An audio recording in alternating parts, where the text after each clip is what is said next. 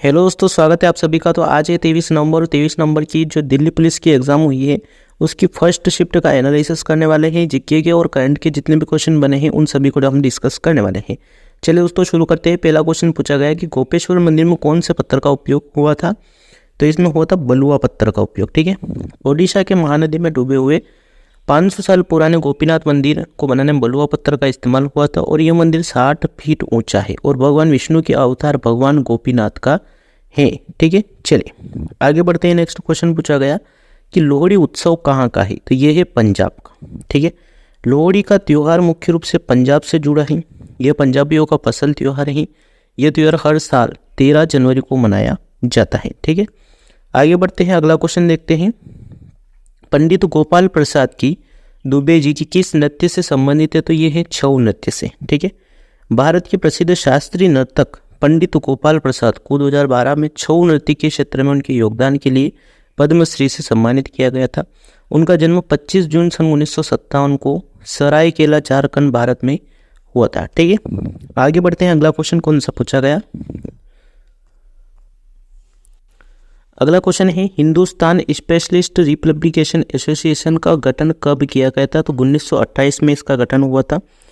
इसके बारे में देखते हैं। हिंदुस्तान सोशलिस्ट रिपब्लिकन एसोसिएशन का गठन 1928 में दिल्ली के फिरोज शाह कोटला में हुआ था। दिल्ली में फिरोज शाह कोटला के खंडरों में एक ऐतिहासिक बैठक में सितंबर 1928 में हिंदुस्तान रिपब्लिक एसोसिएशन को हिंदुस्तान सोशलिस्ट रिपब्लिकन एसोसिएशन में परिवर्तित किया गया। ठीक है।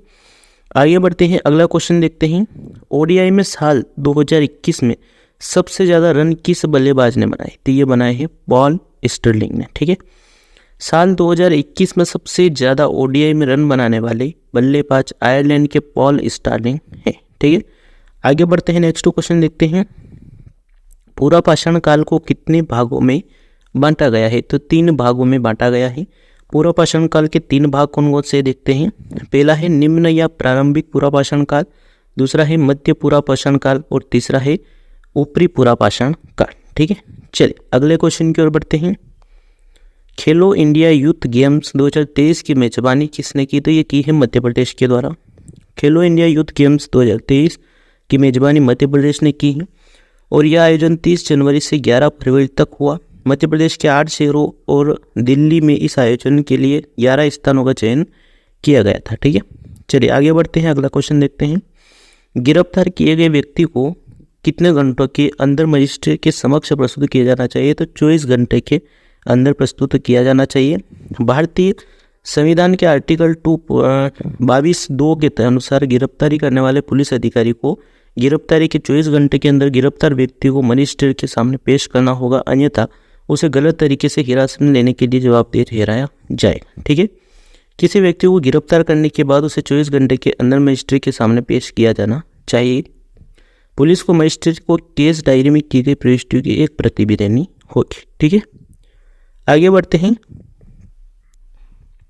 अगला क्वेश्चन है तुमकुरु खनन बेल्ट कौन से राज्य में है। तो ये है कर्नाटक में। तुमकुरु खनन बेल्ट कर्नाटक में है। यह बेल्ट बल्लारी, चित्रदुर्ग, चिक्कमगलुरु, तुर्मुरु, तुमकुरु में स्थित है। इस बेल्ट में कुद्रेमुख लौह अयस्क की खदानें हैं। ठीक है। आगे बढ़ते हैं। अगला क्वेश्चन देखते हैं। तंजौर का बृहदेश्वर मंदिर किसने बनवाया था। तो ये बनाया था राजा राजा प्रथम ने। ठीक है। तंजावुर का बृहदेश्वर मंदिर राजा राजा चोल प्रथम द्वारा बनवाया गया था। बृहदेश्वर मंदिर तंजावुर तमिलनाडु में स्थित है और यह भगवान शिव को समर्पित एक हिंदू मंदिर है। यह भारत के दक्षिणी भाग में सबसे बड़ा मंदिर है। ठीक है। आगे बढ़ते हैं। अगला क्वेश्चन है प्रधानमंत्री मुद्रा योजना क्या है। तो ये एक ऋण योजना है। इसके तहत देखते हैं क्या क्या किया जाता है। प्रधानमंत्री मुद्रा योजना PMMY भारत सरकार द्वारा गैर कॉरपोरेट, गैर कृषि, लघु सूक्ष्म उद्यमों को 10 लाख रुपए तक का ऋण प्रदान करने के लिए शुरू की गई एक योजना है और प्रधानमंत्री मुद्रा योजना भारत सरकार द्वारा जो 2015 में शुरू की गई एक प्रमुख योजना है। ठीक है।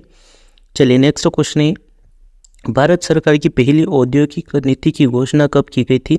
तय की गई थी 6 अप्रैल सन 1948 को।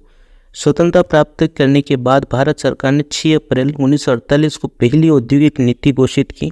औद्योगिक नीति 1948 को मंत्री डॉक्टर श्यामा प्रसाद मुखर्जी द्वारा संसद में प्रस्तुत किया गया था। ठीक है। आगे बढ़ते हैं। अगला क्वेश्चन है जनगणना 2011 में भारत में कितने जिले हैं। तो ये थे 640। ठीक है, 2011 की जनगणना के मुताबिक भारत में कुल 640 जिले हैं, इनमें से 250 जिले अति पिछड़े हैं। 2011 की जनगणना 1872 के बाद भारत की 15वीं जनगणना थी। ठीक है, अगले क्वेश्चन की ओर बढ़ते हैं। अगला क्वेश्चन कौन सा पूछा गया कि एक अपराधी स्वयं के विरुद्ध गवाही नहीं दे सकता, कौन से आर्टिकल में आता है? तो ये आता है आर्टिकल 20 में। ठीक है, भारतीय संविधान के अनुच्छेद 20 में कहा गया है कि किसी अपराध के आरोपी को उसके अपने खिलाफ गवाही देने के लिए बाध्य नहीं किया जा सकता है। ठीक है, चलिए आगे बढ़ते हैं। अगला क्वेश्चन देखते हैं, बच्चों को पढ़ने का अधिकार किस वर्ष से किस वर्ष तक रहता है? तो ये रहता है 6 से 14 वर्ष तक। ठीक है, शिक्षा का अधिकार अधिनियम, जिसे आमतौर पर RT अधिनियम 2009 के रूप में जाना जाता है, का उद्देश्य भारतीय संविधान के आर्टिकल 21 के तहत भारत में 6 से 14 वर्ष की आयु के बच्चों को अनिवार्य शिक्षा प्रदान करना है। ठीक है, मिलते हैं दोस्तों नेक्स्ट वीडियो में। वीडियो को लाइक जरूर कर देना, चैनल को सब्सक्राइब कर लेना, ताकि ऐसे ही वीडियोस आपको सभी को दिल्ली पुलिस के एनालिसिस के मिलते रहें। और डेली आपको सुबह 5:30 बजे बिल्कुल जुड़ना मत भूलना, क्योंकि इसमें हम करंट अफेयर्स के क्वेश्चन करते हैं। Thank you, all the best.